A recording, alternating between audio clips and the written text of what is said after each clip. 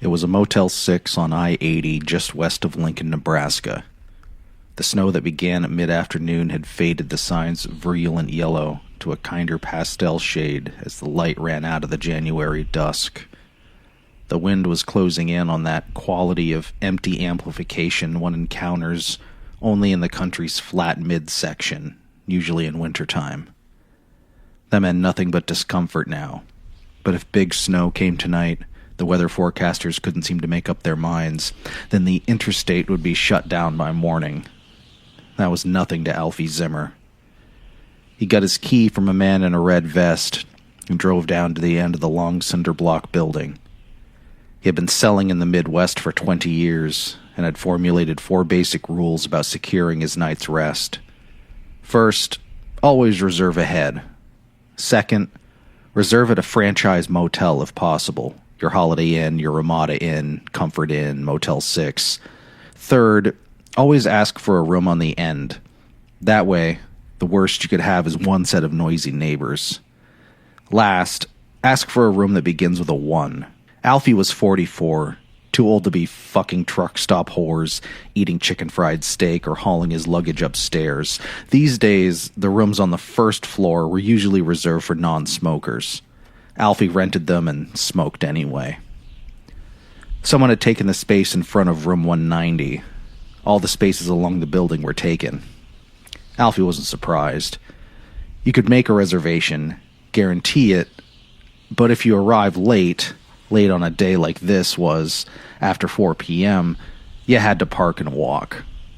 The cars belonging to the early birds were nested up on the gray cinder blocks and the bright yellow doors in a long line, their windows already covered with a scrim of light snow. Alfie drove around the corner and parked with the nose of his Chevrolet pointed at the white expanse of some farmer's field, swimming deep in the gray of day's end. At the farthest limit of vision, he could see the spark lights of a farm. In there, they would be hunkered down. Out here, the wind blew hard enough to rock the car. Snow skated past, obliterating the farm lights for a few moments. Alfie was a big man, with a florid face and smoker's noisy respiration. He was wearing a topcoat, because when you're selling, that's what people like to see. Not a jacket. Storekeepers sold to people wearing jackets and John Deere caps. They didn't buy from them. The room key lay on the seat next to him. It was attached to a diamond of green plastic.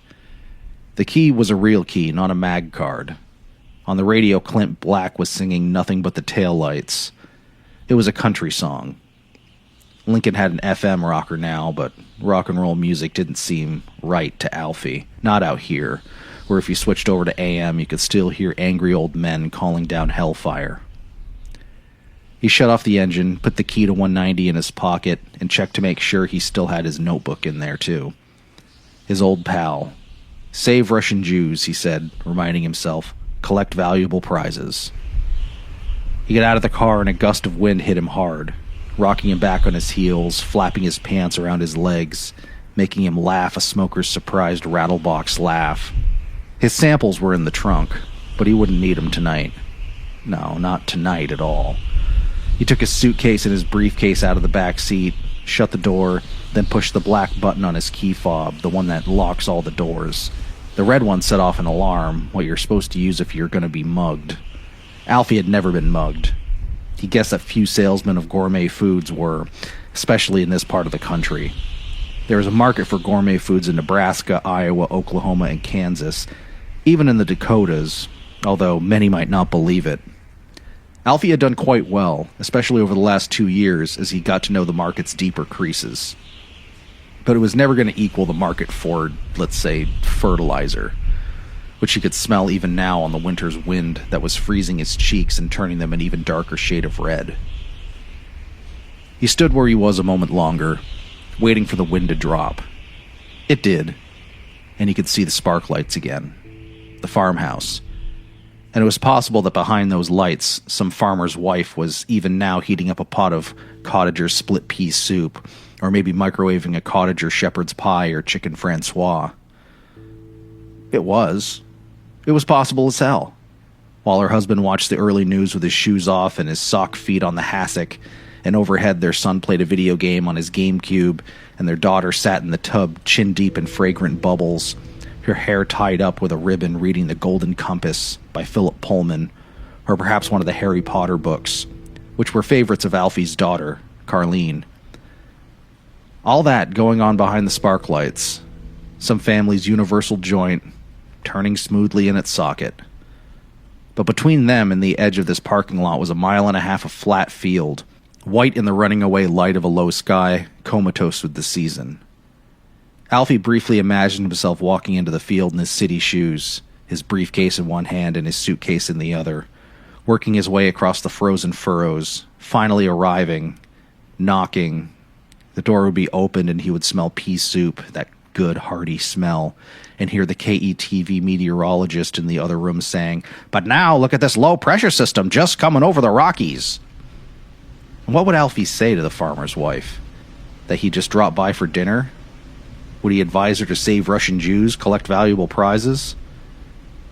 Would he begin by saying, "Ma'am, according to at least one source I've read recently, all that you love will be carried away"?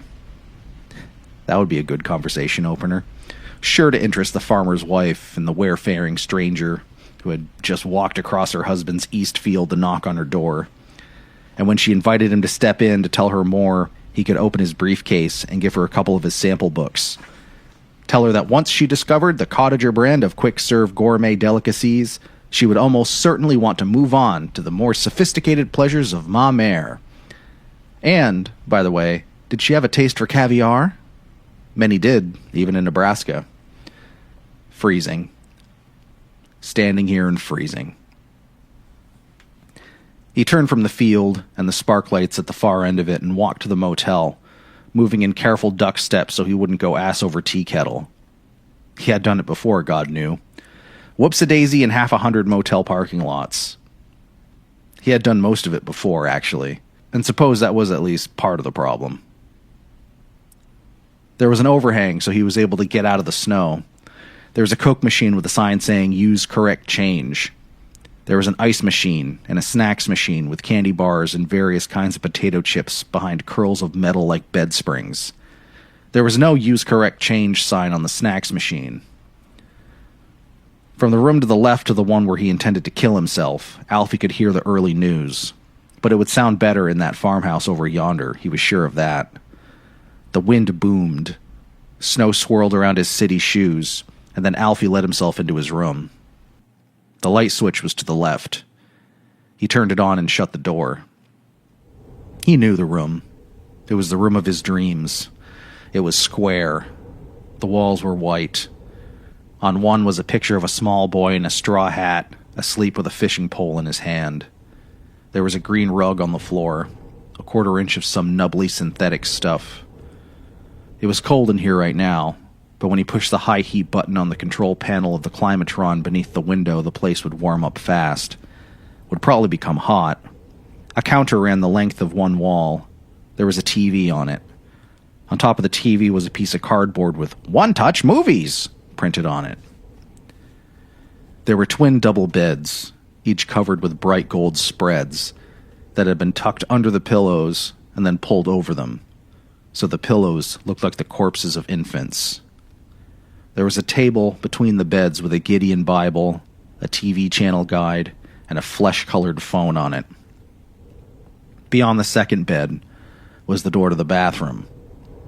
When you turn on the light in there, the fan would go on too. If you wanted the light, you got the fan too. There was no way around it.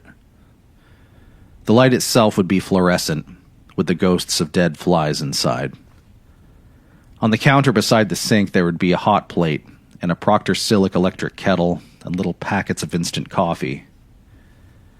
There was a smell in here, the mingling of some harsh cleaning fluid and mildew on the shower curtain. Alfie knew it all. He had dreamed it right down to the green rug, but that was no accomplishment. It was an easy dream. He thought about turning on the heater, but that would rattle too. And besides, what was the point? Alfie unbuttoned his top coat and put his suitcase on the floor at the foot of the bed closest to the bathroom. He put his briefcase on the gold coverlet. He sat down the sides of his coat spreading out like the skirt of a dress. He opened his briefcase, thumbed through the various brochures, catalogs, and order forms. Finally, he found the gun. It was a Smith & Wesson revolver, .38 caliber. He put it on the pillows at the head of the bed. He lit a cigarette, reached for the telephone, then remembered his notebook. He reached into his right pocket and pulled it out. It was an old spiral, bought for $1.49 in the stationery department of some forgotten Five and Dime in Omaha or Sioux City or maybe Jubilee, Kansas. The cover was creased and almost completely innocent of any printing it might have once borne. Some of the pages had pulled partially free of the metal coil that served as the notebook's binding, but all of them were still there. Alfie had been carrying this notebook for almost 7 years, ever since his days selling the Universal Product Co. readers from Simon X. There was an ashtray on the shelf under the phone. Out here, some of the motel rooms still came with ashtrays, even on the first floor. Alfie fished for it, put his cigarette on the groove, and opened his notebook. He flipped through pages written with 100 different pens and a few pencils, pausing to read a couple of entries. One read, "I sucked Jim Morrison's cock, W/my pouty boy mouth, Lawrence, Kansas." Restrooms were filled with homosexual graffiti, most of it tiresome and repetitive, but pouty boy mouth was pretty good. Another was, "Albert Gore is my favorite whore, Murdo, South Dakota."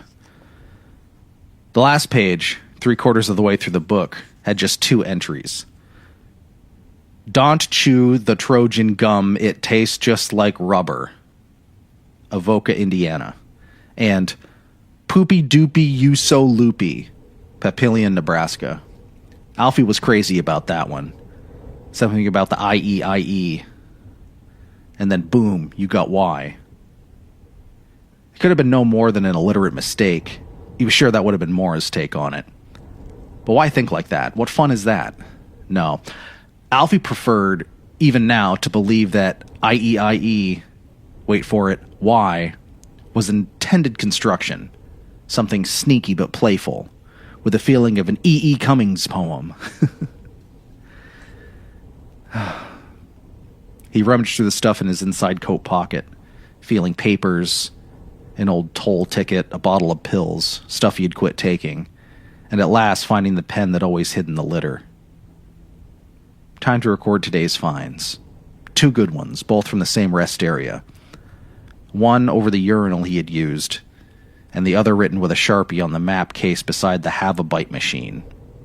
Snacks, which in Alfie's opinion vended a superior product line, had for some reason been disenfranchised in the I-80 rest area about 4 years ago. These days, Alfie sometimes went 2 weeks and 3,000 miles without seeing anything new, or even a viable variation on something old. Now, 2 in one day. 2 on the last day. Like some sort of omen. His pen had "Cottager Goods, the good stuff," written in gold along the barrel. Next to the logo, a thatched hut with smoke coming out of the quaintly crooked chimney. Sitting there on the bed, still in his topcoat, Alfie bent studiously over his old notebook so that his shadow fell on the page. Below "Don't chew the Trojan gum" and "Poopy doopy you so loopy," Alfie added "Save Russian Jews, collect valuable prizes, Walton, Nebraska," and "All that you love will be carried away, Walton, Nebraska." He hesitated. He rarely added notes, liking his finds to stand alone. Explanation rendered the exotic mundane, or so he had come to believe.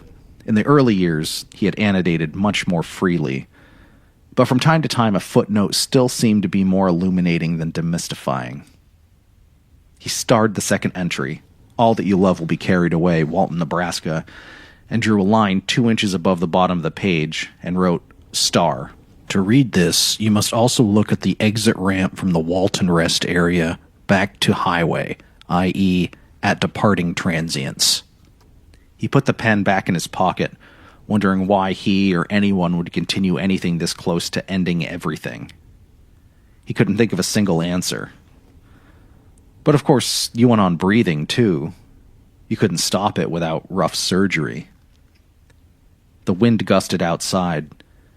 Alfie looked briefly towards the window where the curtain, also green but a different shade of green, had been drawn. If he pulled it back, he would be able to see chains of light on Interstate 80, each bright bead marking sentient beings running on the rod of the highway. Then he looked back down at his book. He meant to do it, all right. This was just, well, breathing, he said, and smiled. He picked his cigarette out of the ashtray, smoked, returned it to the groove, and thumbed back through the book again. The entries recalled thousands of truck stops and roadside chicken shacks and highway rest areas the way certain songs on the radio can bring back specific memories of a place, a time, the people you were with, what you were drinking, what you were thinking. Here I sit, broken-hearted, tried to shit, but only farted. Everyone knew that one. But here was an interesting variation from Double D Steaks in Hooker, Oklahoma. Here I sit, I'm at a loss, trying to shit out taco sauce. I only knew I'm going to drop a load. I only hope I don't explode. And from Casey, Iowa, where SR-25 crossed I-80, my mother made me a whore, to which someone added in very different penmanship, if I supply the yarn, will she make me one? He had started collecting when he was selling the UPCs, noting various bits of graffiti in the spiral notebook without at first knowing why he was doing it. They were just amusing, or disconcerting, or both at the same time. Yet little by little he had become fascinated with those messages from the interstate, where the only other communication seems to be dipped headlights when you passed in the rain, or maybe somebody in a bad mood flipping you the bird when you went by in the passing lane, pulling a rooster tail of snow behind you. He came gradually to see, or perhaps only to hope, that something was going on here. The E.E. Cummings lilt of poopy doopy you so loopy, for instance, or the inarticulate rage of 1380 West Avenue, kill my mother, take her jewels. Or take this oldie. Here I sit, cheeks a-flexin', giving birth to another Texan. The meter, when you considered it, was odd. Not I-ams, but some odd triplet formula with the stress on the third. Here I sit, cheeks a-flexin', giving birth to another Texan. Okay, it broke down a little at the end, but somehow it added to its memorability. It gave it that final mnemonic twist to the tale. He had thought on many occasions that he could go back to school, take some courses, get all that feet and meter stuff down pat, know what he was talking about instead of running on a tightrope of intuition. All he really remembered clearly from school was iambic pentameter. To be or not to be, that is the question. He had seen that in a men's room on I-70, actually, to which someone had added, the real question is who your father was, dipstick. These triplets now, what were they called? Was that trochaic? He didn't know. The fact he could find out no longer seemed important. But he could find out, yes. It was something people taught. It was no big secret. Or take this variation, which Alfie had also seen all over the country. Here I sit, on the pooper, giving birth to a Maine state trooper. It was always Maine. No matter where you were, it was always Maine state trooper. And why? Because no other state would scan. Maine was the only one of the 50 whose name consisted of a single syllable. Yet again, it was in triplets. Here I sit, on the pooper. He had thought of writing a book, just a little one. The first title to occur to him had been, Don't Look Up Here, You're Pissing on Your Shoes. But you couldn't call a book that. Not and reasonably hope someone would put it out for sale in a store anyway. And besides, that was light, frothy. He had become convinced over the years that something was going on here and it wasn't frothy. The title he had finally decided on was an adaptation of something he had seen in a rest area toilet stall outside of Fort Scott, Kansas, on Highway 54. I Killed Ted Bundy, The Secret Transit Code of America's Highways, by Alfred Zimmer. That sounded mysterious and ominous, almost scholarly. But he hadn't done it. And although he had seen If I Supply the Yarn, Will She Make Me One, added to My Mother Made Me a Whore all over the country, he had never expounded, at least in writing, on the startling lack of sympathy, the just deal with it sensibility of the response. Or what about Mammon is the King of New Jersey? How did one explain why New Jersey made it funny and the name of some other state probably wouldn't? Even to try seemed almost arrogant. He was just a little man, after all, with a little man's job. He sold things, a line of frozen dinners currently. And now, of course, Alfie took another deep drag on his cigarette, mashed it out, and called home. He didn't expect to get Maura and didn't. It was his own recorded voice that answered him, ending with the number of his cell phone. A lot of good that would do. The cell phone was in the trunk of the Chevrolet, broken. He never had good luck with gadgets. After the beep, he said, "Hi, it's me. I'm in Lincoln. It's snowing. Remember the casserole you were going to take over to my mother? She'll be expecting it. And she asked for Red Ball coupons. I know you think she's crazy on that subject, but humor her, okay? She's old. Tell Carlene Daddy says hi." Then paused, for the first time in about 5 years, added, "I love you." He hung up, thought about another cigarette.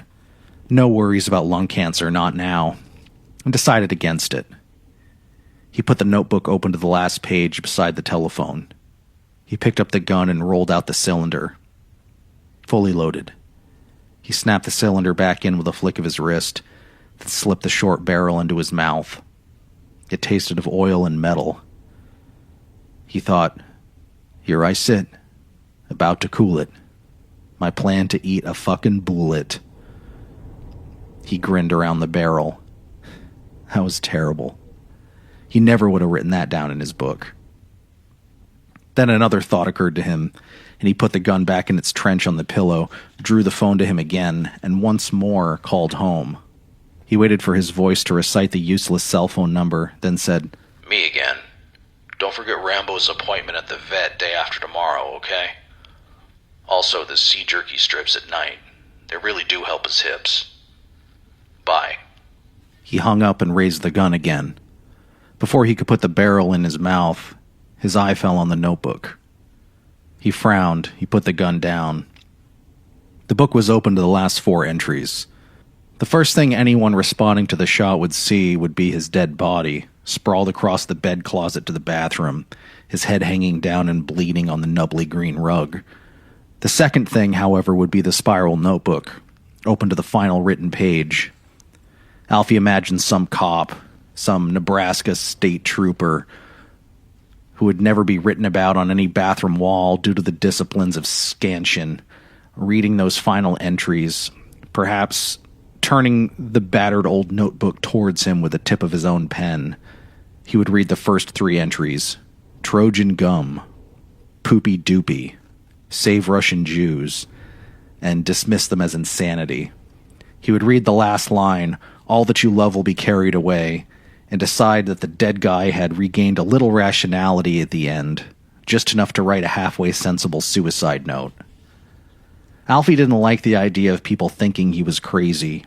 Further examination of the book, which contained such information as Medgar Evers is alive and well in Disneyland, would only confirm that impression.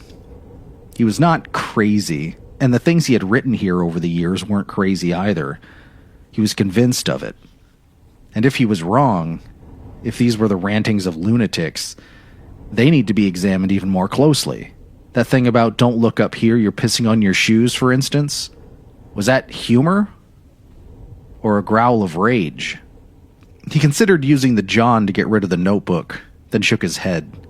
He'd end up on his knees with his shirt sleeves rolled back, fishing around in there trying to get the damn thing back out, while the fan rattled and the fluorescent buzzed. And although immersion might blur some of the ink, it wouldn't blur all of it, not enough. Besides, the notebook had been with him so long, riding in his pocket across so many flat and empty Midwest miles, he hated the idea of just flushing it away. The last page, then? Surely one page, balled up, would go down.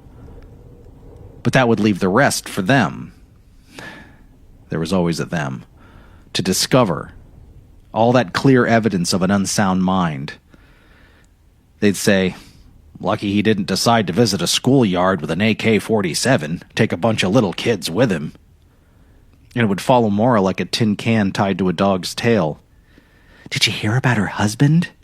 They'd ask each other in the supermarket. Killed himself in a motel. Left a book full of crazy stuff. Lucky he didn't kill her. Well, he could afford to be a little hard about that. Maura was an adult, after all.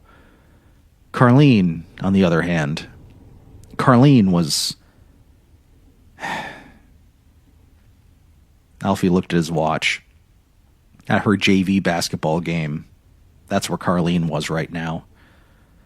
Her teammates would say most of the same thing the supermarket ladies would say, only within earshot, and accompanied by those chilling 7th grade giggles, eyes full of glee and horror. Was that fair? No, of course not. But there was nothing fair about what had happened to him either. Sometimes when you're cruising along the highways, you saw big curls of rubber that had unwound from the recapped tires some of the independent truckers used. That was what he felt like now. Thrown tread. The pills made it worse. They cleared your mind just enough for you to see what a colossal jam you were in. But I'm not crazy. That don't make me crazy. No crazy might actually be better. Alfie picked up the notebook, flipped it closed much as he had flipped the cylinder back into the .38 and sat there tapping it against his leg. This was ludicrous. Ludicrous or not, it nagged him. The way thinking a stove burner might still be on sometimes nagged him when he got home. Nagged until he finally got up and checked and found it cold. Only this was worse. Because he loved the stuff in the notebook. Amassing graffiti, thinking about graffiti, had been his real work these last years. Not selling price code readers or frozen dinners that were really not much more than Swanson's or Freezer Queen and fancy microwavable dishes.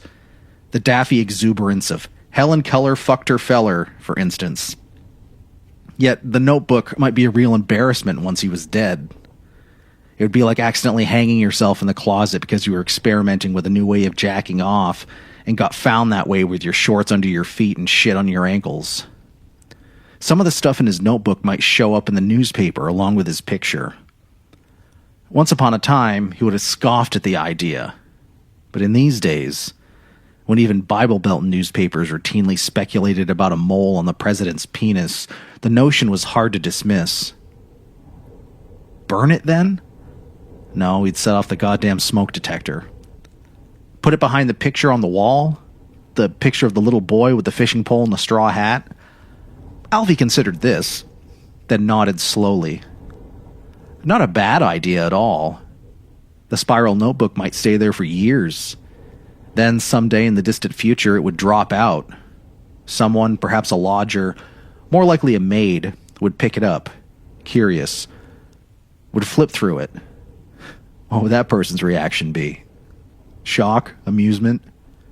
Plain old head-scratching puzzlement? Alfie rather hoped for this last, because things in the notebook were puzzling. Elvis killed Big Pussy, someone in Hackberry, Texas had written. Serenity is being a square, someone in Rapid City, South Dakota had, and below that, someone had written, no, stupid, serenity equals parentheses VA squared plus B if V equals serenity, A equals satisfaction, and B equals sexual compatibility. Behind the picture, then. Alfie was halfway across the room when he remembered the pills in his coat pocket, and there were more in the glove compartment of the car. Different kinds, but for the same thing. They were prescription drugs, but not the sort some doctor gave you if you were feeling, well, sunny. So the cops would search this room thoroughly for other kinds of drugs, and when they lifted the picture away from the wall, the notebook would drop out onto the green rug. The things in it would look even worse, even crazier, because of the pains he had taken to hide it. And they'd read the last thing as a suicide note, simply because it was the last thing. No matter where he left the book, that would happen. Sure as shit sticks to the ass of America, as some East Texas Turnpike poem had once written. If they find it, he said. And just like that, the answer came to him. The snow had thickened. The wind had grown even stronger, and the spark lights across the field were gone. Alfie stood beside his snow-covered car at the edge of the parking lot, with his coat billowing out in front of him. At the farm, they'd all be watching TV by now. The whole famdamly. Assuming the satellite dish hadn't blown off the barn roof, that was. Back at his place, his wife and daughter would be arriving home from Carlene's basketball game.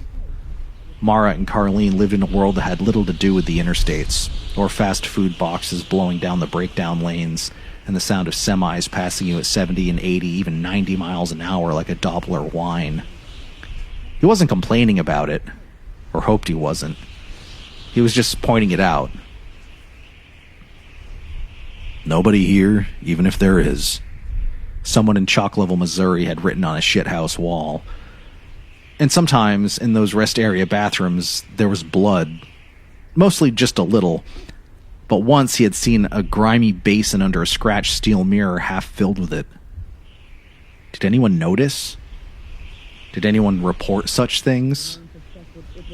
In some rest areas, the weather report fell constantly from overhead speakers, and to Alfie, the voice giving it sounded haunted. The voice of a ghost running through the vocal cords of a corpse. In Candy, Kansas, on Route 283, in Ness County, someone had written, "Behold, I stand at the door and knocked," to which someone else had added, "If you're not from Publisher's Clearinghouse, go away, you bad boy." Alfie stood at the edge of the pavement, gasping a little because the air was so cold and full of snow.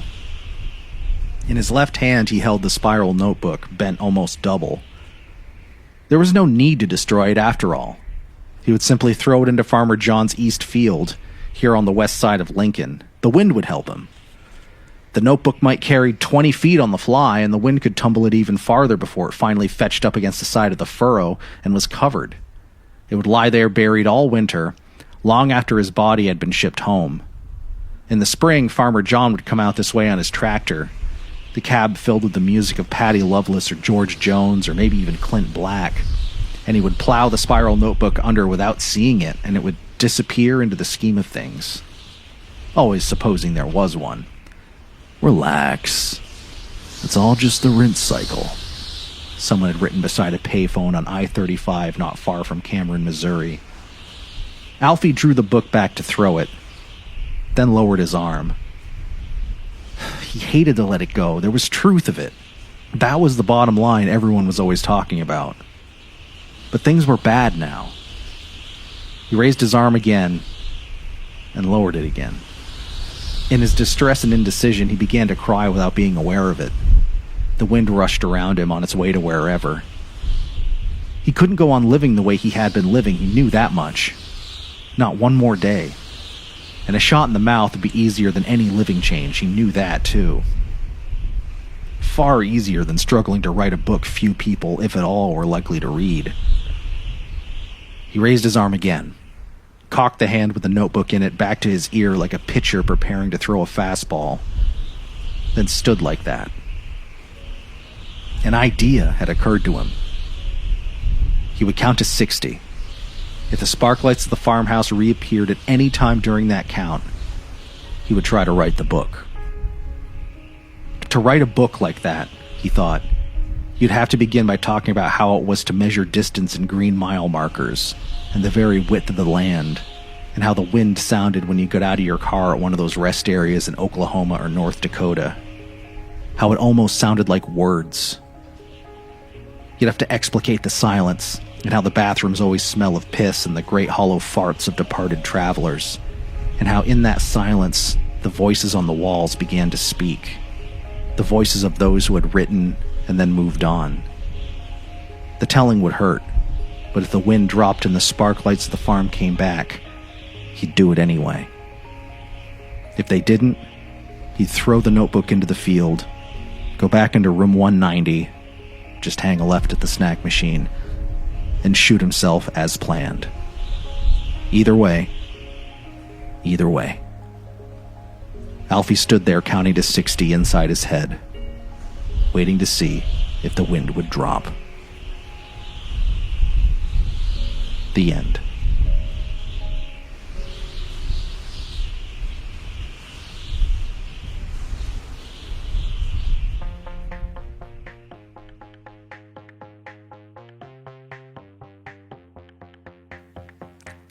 I like to drive. I'm particularly addicted to those long interstate barrels where you see nothing but prairie to either side and a cinder block rest area every 40 miles or so. Rest area bathrooms are always full of graffiti, some of it extremely weird.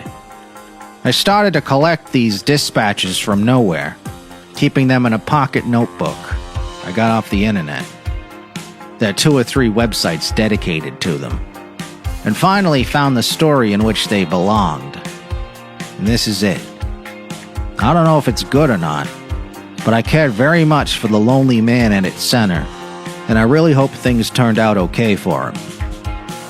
In the first draft, things did, but Bill Buford of the New Yorker suggested a more ambiguous ending. He was probably right. But we could all say a little prayer for the Alfie Zimmers of the world.